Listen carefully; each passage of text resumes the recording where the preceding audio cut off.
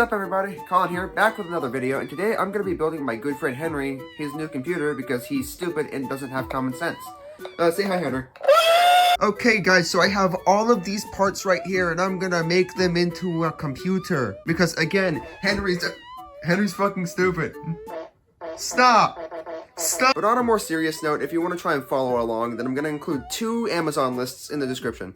One with the build similar to the one I'm building Henry, and one without a graphics card, which has an APU instead, which is pretty much just the CPU with integrated graphics. But anyways, let's get on with the build. Alright guys, first part, the motherboard. Okay, so I got it out of its packaging. I'm going to set this aside for a second. So with the motherboard, you should get a couple more things.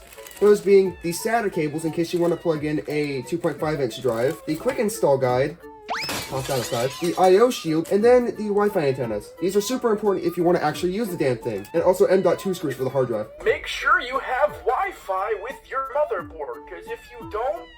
Anyways, the proper way to set up your motherboard, most people recommend setting it up on the box. So I'm gonna grab the motherboard, set it down right here. Next part is the CPU, which for that, we have an AMD Ryzen 5 5500. It has 6 cores, 12 threads, starts at 3.6 gigahertz, caps at 4.2. Hey guys, I know this might be boring, but don't worry, I have some background music. Hey! This is why you're special, Henry. Yeah! That's not a good thing. So here's the CPU and the sticker. Take out the CPU, gotta be kind of careful with it because if you're not, and you put it in the wrong way, you're basically gonna end up with a $90 paperweight. Okay, so we got the CPU out of the box. Flip this little latch up so that we can actually install it. You gotta be really careful to align it in the right place or else you're just gonna end up with a $90 paperweight. And now we get on to the CPU cooler, which is bundled in with the CPU, which is a Wraith Stealth Cooler, which has thermal paste pre-applied at the bottom, so you don't gotta go through the hassle of applying it yourself. Now, in order to install this CPU cooler, we're gonna need to unscrew these standoffs that come bundled with the motherboard.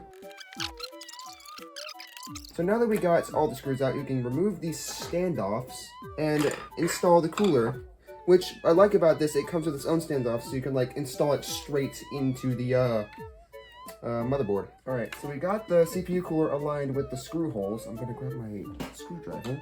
Actually, bigger screwdriver. Don't ask where I grabbed that from. Hi. Hi. Oh, this thing is such a hassle to get Video where installed. today we're going to be building this thing. The fuck is that smell? Hopefully that's not the formaldehyde. Did you know when you vape, you could be inhaling formaldehyde, which is used in taxidermy?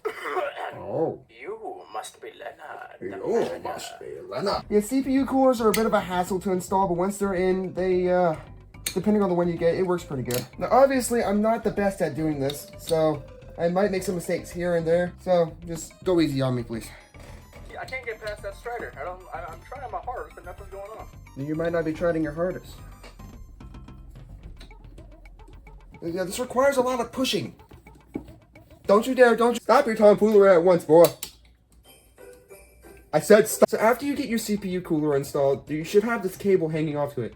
So now you gotta find the connector on your motherboard that says CPU fan 1 and then plug it in. I'm worried I'm not doing this right, but anyways, you gotta align the plug so that it just snaps in just like that. And then, bam, you got your CPU installed. Now I'm gonna do the RAM next, which I have over here. The RAM is the most expensive part of the PC that I had to buy. It was like $200 just for 32 gigs. $200 right here of 32 gigabytes of memory.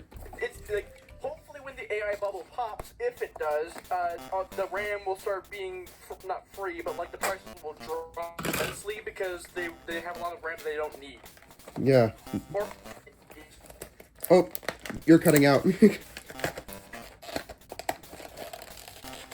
Henry.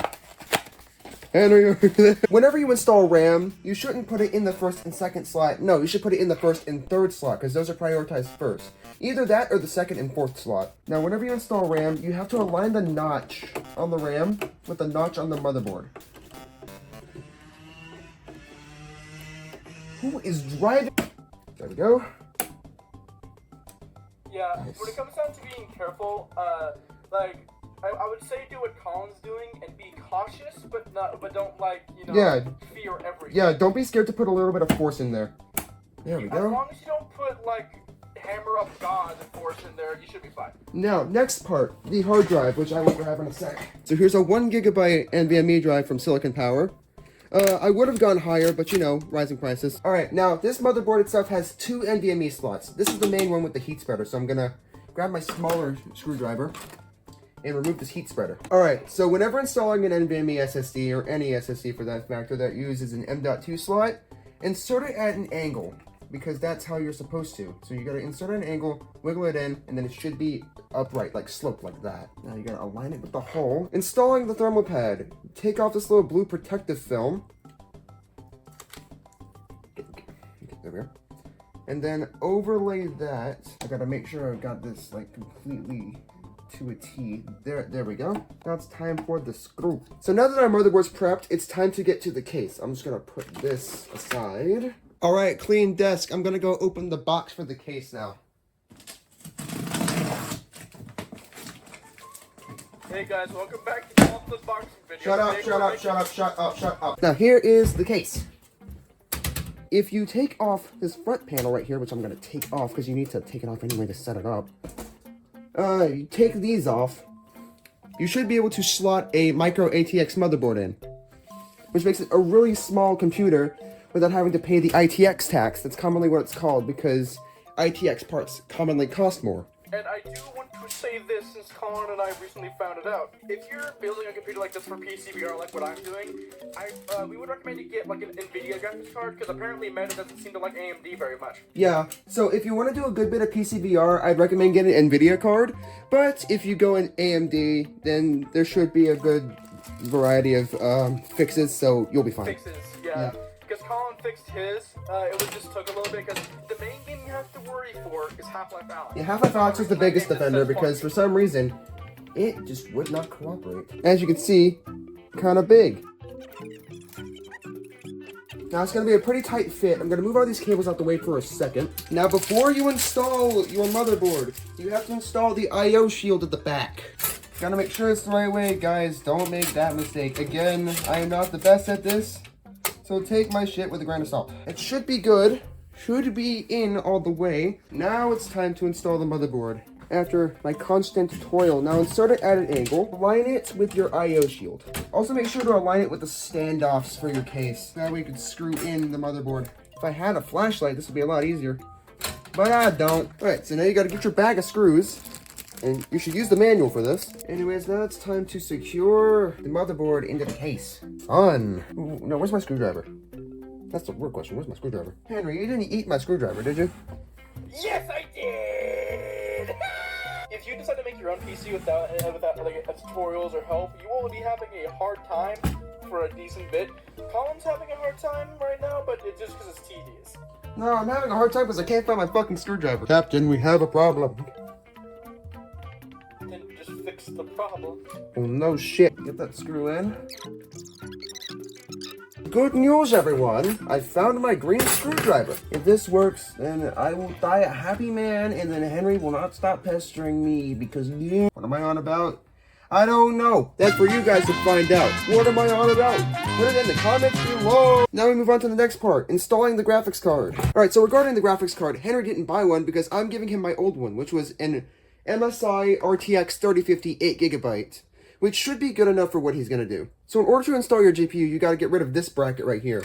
So you can do that by just unscrewing this, if it would cooperate. Do I have to... Okay, there we go. Uncooperative screws, get the big screwdriver. Okay, bracket has been removed. And then after that, they got these two screws right here. And since it's a dual slot GPU, you have to remove both of these.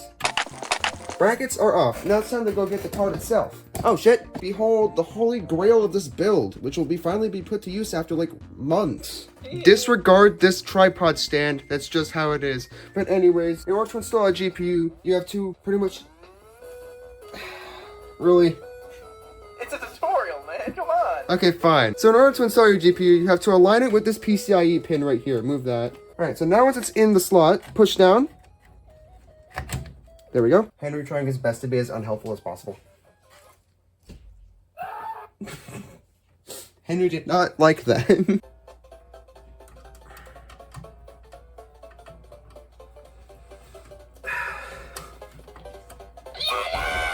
Okay, Henry. Henry, what did you burn again?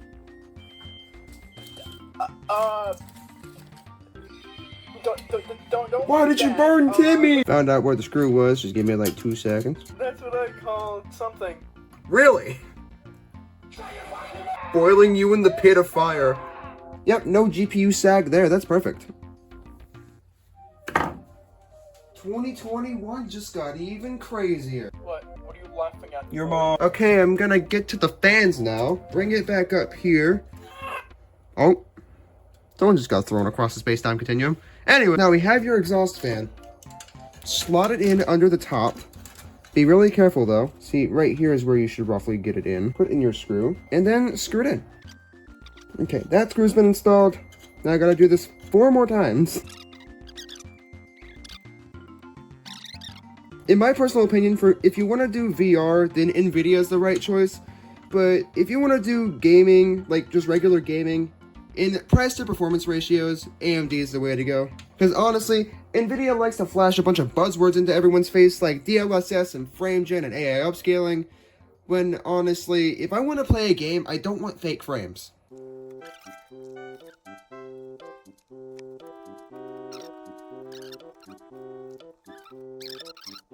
Poisonous gas.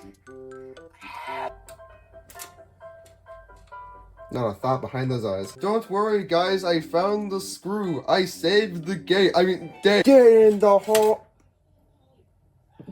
Oops. Sorry. Alright, yep, I was right. Power supply time. This is probably the most tedious. Now, this power supply is an ATX non-modular power supply. Now, what that means is that you see all these cables coming out of the power supply? You cannot get these out no matter what you do. Now, if it was modular, you could take out the cables as needed, which helps, minimize the amount of space used, but they do cost a bit more. Never cheap out on your power supply, because if you do, you risk having a fire. If you buy a cheap power supply, if that thing breaks, it's taking your whole fucking PC. If that thing breaks, it's taking your whole fucking PC with it. Yeah, you don't want that, because this is like almost $1,000. Hey guys, welcome back to Ratatouille. Today I'm gonna be doing something. Okay guys, now I'm gonna try wiring everything in. Now I'm gonna skip to when everything's fully wired in, but if you wanna know how to wire everything in, watch someone else, because I suck at explaining things. Okay, so after a good bit of time and a lot of struggling, I managed to wire everything in. Of course, this is a small case, so it's a super tight fit. So I'm gonna just power it on real fast to see if it, actually turns on.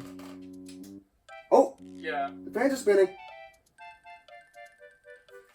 Is my monitor on? Oh! There we go! Alright, nice. Okay, apparently it's not reading one of the RAM slots. That's weird. So it's reading DIMM2A, not DIMM2B. Oh. Shuts up. Alright, devices changed. Okay.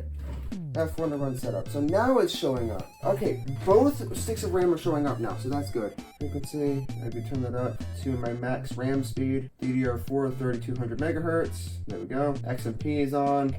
Base clock. Okay, I think that's it. Alright guys, Windows 11 is installing. Now I'm gonna stop here for today, and then I'm gonna pick back up on this tomorrow because it's getting late. Henry, do you have anything to say? The next day. Alright guys, I am back home now. Henry unfortunately could not make it right now because he has homeschooling. But pretty much I'm gonna get to installing the drivers and software.